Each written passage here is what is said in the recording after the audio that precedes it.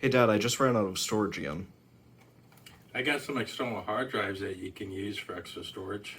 Well, I don't really want to be unplugging and plugging back in my storage device every single time that I go from computer to computer. Can we just get an NAS instead?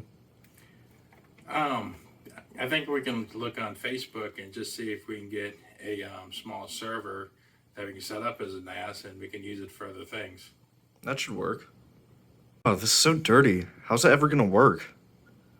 Well, get a little bit of canned air and it'll clean it right up. We'll just throw some RAM in it and throw some hard drives and you'll have your network storage in no time.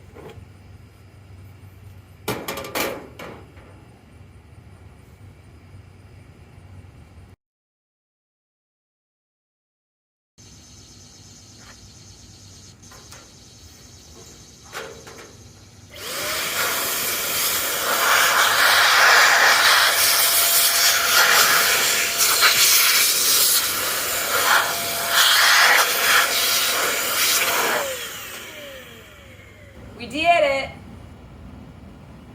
Thanks for cleaning up the server and setting up TrueNas for me. I can now conveniently access and store my files now without having to unplug and plug in each and every single external hard drive that I own.